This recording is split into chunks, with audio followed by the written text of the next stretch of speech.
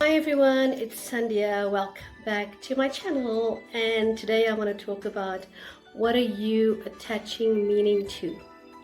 So the meaning we attach to something occurs throughout the day, and it's part of stepping outside of yourself and observing yourself. And remember, when you step outside yourself, when you move from being unconscious to conscious, and you move from being unaware and then starting to observe yourself, that just takes a few weeks, really, before it starts, a few days even, before it starts becoming a habit.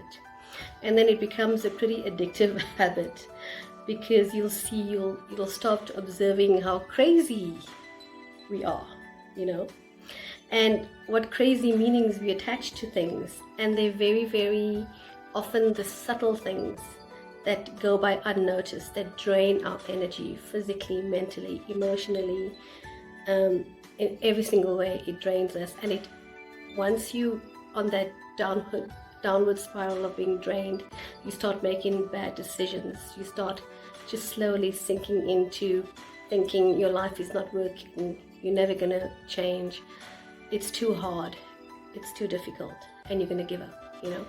So part of becoming aware is the meanings you attach to something.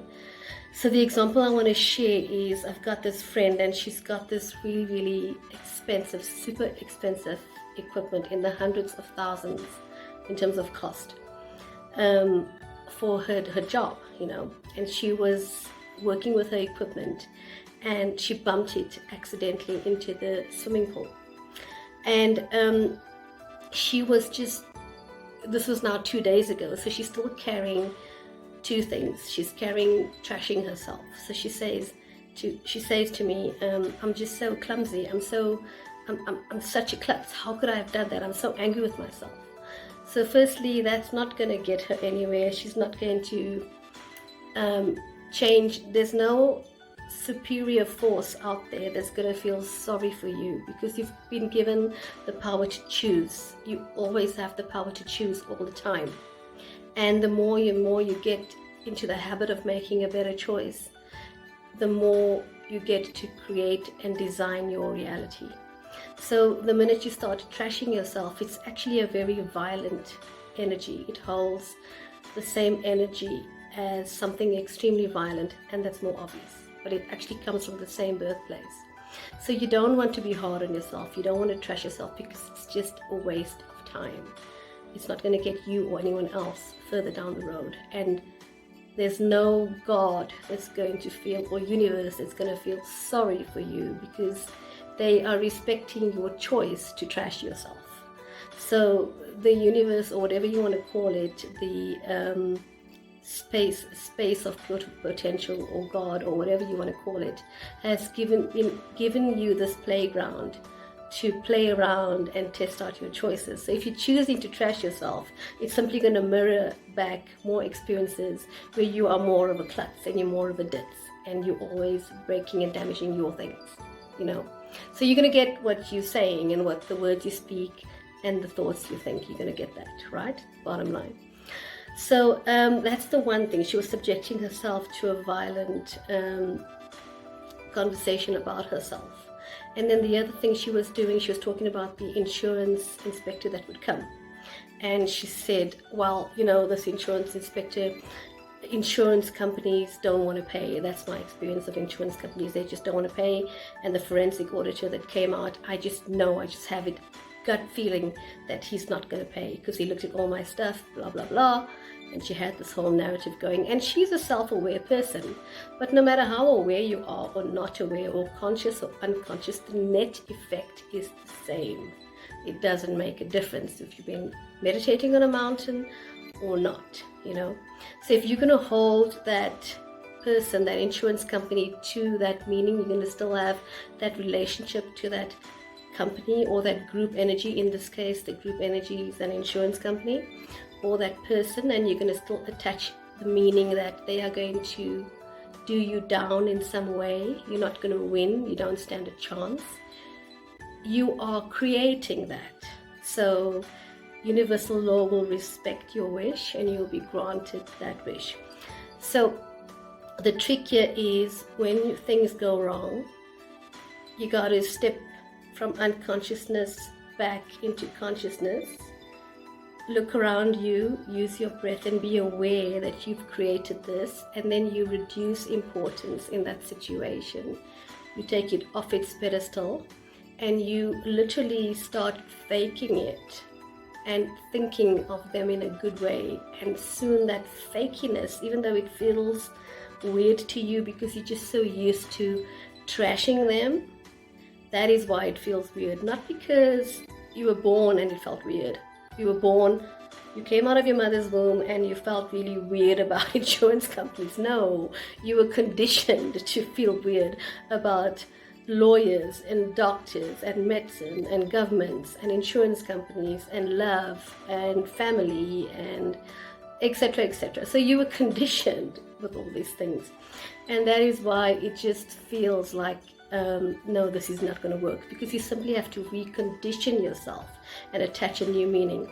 So another really great example is lawyers. So I used to have a traumatic relationship with the legal system because I was a single mom, and that was my experience of going through the system with my ex, and we're good friends now, you know, but we subjected each other to that.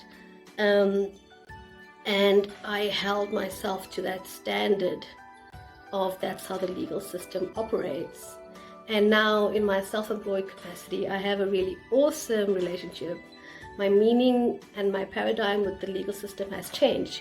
So I see lawyers for exciting things like trademark and patents and those kind of things. And that's my experience of law. I love my conversations with lawyers because it's exciting, it's for my business.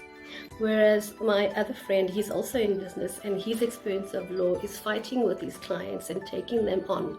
And it's not to say you must be a doormat, but it's really, he's not understanding that it's a result of his thought. His thought has created that relationship with the legal system. He's got to undo those beliefs and attach a new meaning. Okay, so be careful what you attach meanings to.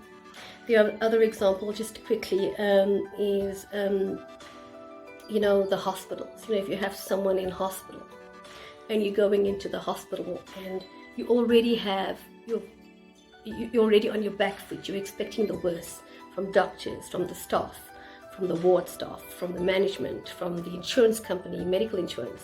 You're expecting the worst. You know they're going to treat your loved one badly, or you're going to have to fight your way to get the doctor's attention.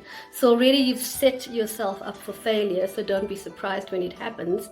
Simply step from unconsciousness to consciousness, become aware, and redesign your meaning. Even in the face of reality, ignore that reality and simply live in your new reality. Okay, so that's the message for today. Be careful what meanings you're assigning. Analyze those meanings, look at it. Well, don't stare at it, just acknowledge it and change it. In fact, don't analyze it. I said the wrong thing. Don't overanalyze, because that will just create more of the same. Just acknowledge, oh gosh, I need to change the meaning of that, and change it and move on. Just that's one of the hacks to designing your own reality, okay? And it's one of the quick ways.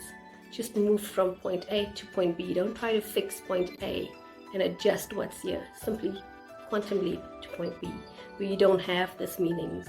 And where insurance companies are fantastic. You have a good conversation with the person. You understand where they're coming from. It's a win-win. You're giving and they're giving, and it's just a great relationship, and you think the world of them and you don't think negative thoughts about them, okay?